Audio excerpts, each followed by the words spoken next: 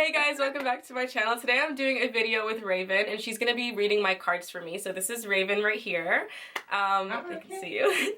So she has an Etsy shop and it's called Raven Rose Tarot. Do you want to just talk about it for a second?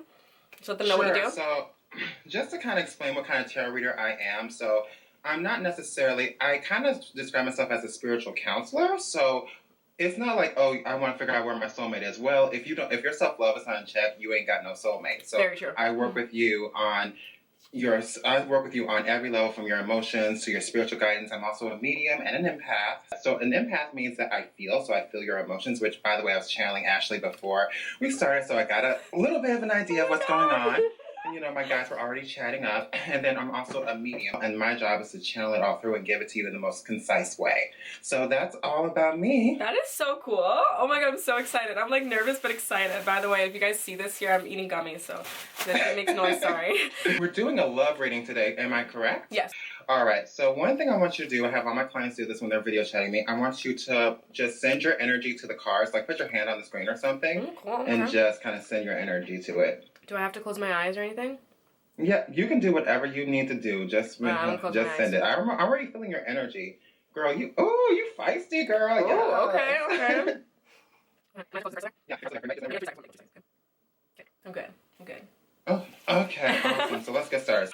So the first card I'm going to pick is always about your self-love and evaluating that. We're going to look at your core needs as well, communication, and we're also going to look at potential obstacles. Now, so this is the part where I channel. So is there someone that you're interested in, or someone who's just like in your arena, or is this just an imaginary person at this point? Yes, there is someone. There is some. Okay, I kind of got a feeling about that. So we're going to do the same thing where he's at with his self-love. Woo, girl, yeah. Oh, I'm not surprised. I'm not surprised. Oh my god, I'm so nervous. Why am I nervous? I'm gentle. Well, I should put good energy out there, so I'm good energy. I'm excited. You have good energy. There's just some lessons here. That's all. Yes. That's all we're doing. Okay. So where you're at in your self-love. So here we have the Ten of Wands, okay? So the Ten of Wands deals with overburdening ourselves, and sometimes our self-love can be, you're in a good place, but I feel like it's kind of conditional. Like, if you're not on point, makeup and everything, and doing everything on point, it's like you kind of criticize yourself a little bit too harshly here. So, sorry, just trying to find the viewfinder. Okay, so when I see the Ten of Wands in this kind of position, we kind of look at what it's like to overburden ourselves and to give ourselves, you know, just some slack and some credit, because we're taking on too much. Ten of Wands is taking on way too much. And in the self-love department, while you recognize loving yourself is important and self-care is important, I don't think you practice it as deeply as you should. Mm-hmm. So this is about giving yourself that same recognition that whether you record, like, say, 10 videos or 1 video or 0 videos at all, your self-love has to be the same. So that's something that Spirit wants you to work on, no matter whatever benchmark you set for yourself, and it doesn't matter if you get it or you fail. Your self-love has to be the same. Your self-love cannot depend on those external circumstances. Okay.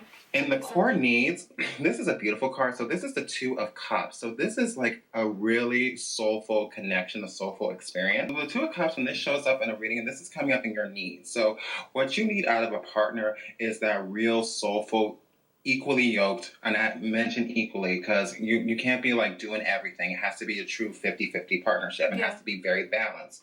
Two of Cups is also being very nourishing and also being very conscious of each other's needs. This is also being good communication style. So what I like this because it seems like you have the right idea of what a relationship is, that this isn't not for Instagram goals or anything. You want something that's going to feed your soul, which is good.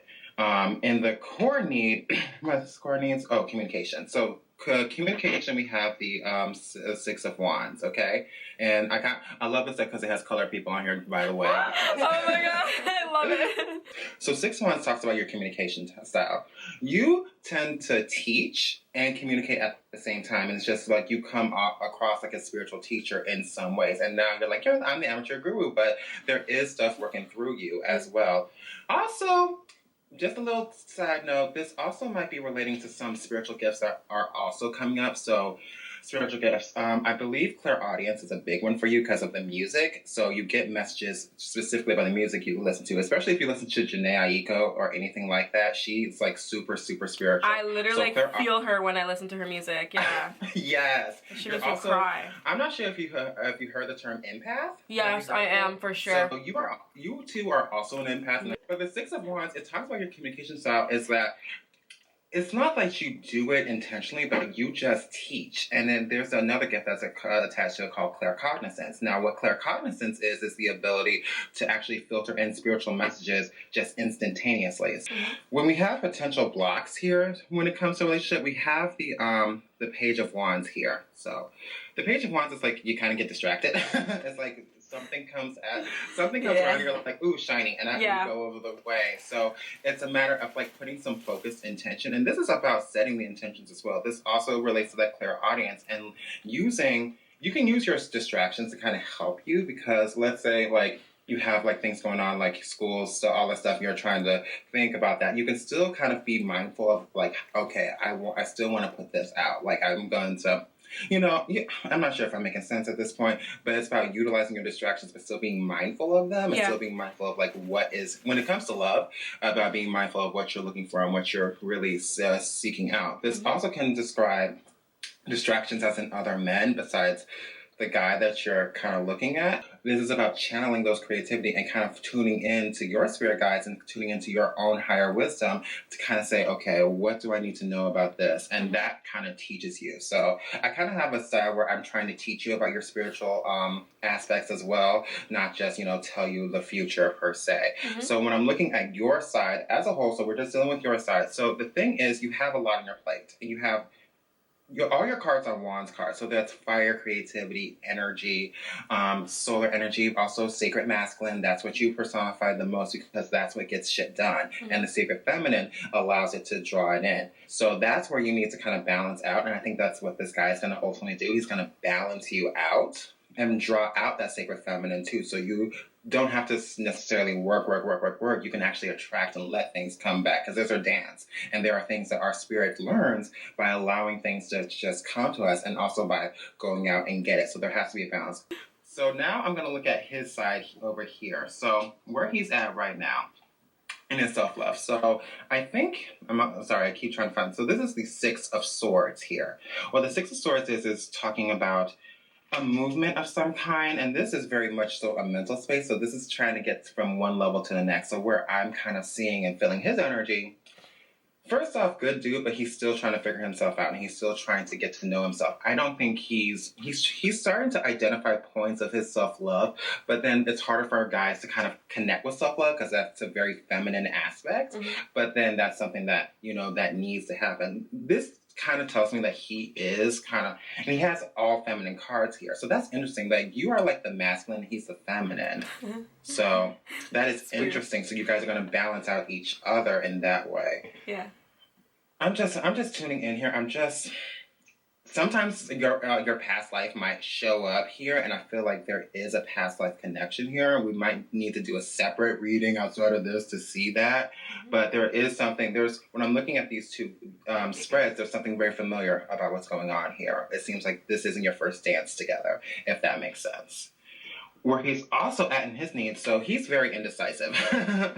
So he needs to have that. And then I like this is a Two of Swords. And I love this because she looks like Michonne from The Walking Dead. Yeah, she looks good.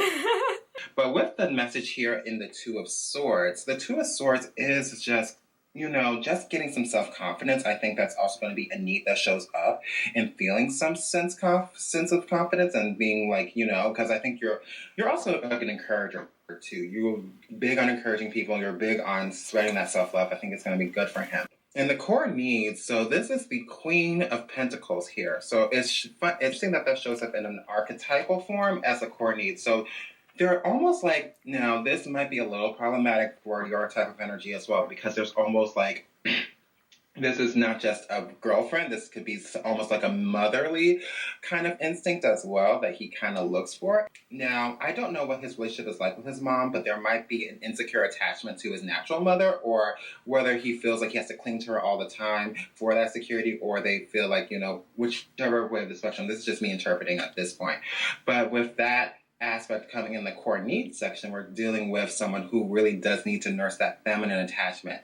Also, for him to feel safe in his emotions, but also to let that earthiness, because this is the Queen of Pentacles, this is not necessarily like crime. If this was Queen of Cups, then I'd be like, ooh, we can't work with this. But Queen of Pentacles is workable because that's earth energy. Yeah. So this is about stacking up, getting it together, building, making a foundation. So I think as a core need, I think that's something that you can work with. And also there might be, because even with our partners, we're kind of looking for those aspects from, like, let's say girls, we fall in love with our fathers first, Speaking more from my personal experience, my dad was an asshole, so therefore I attract assholes. So that's just my story. It sounds like your dad has a good relationship with you, so that's good. So at least your compass is more accurate than mine, because girl, I have stories here for you. On another time he's really trying to get that feminine connection, right? And I think that's necessary, because when a guy can really tap into that sacred feminine, he can give you all of this and then some in the two of cups here. So he can actually give you and reciprocate.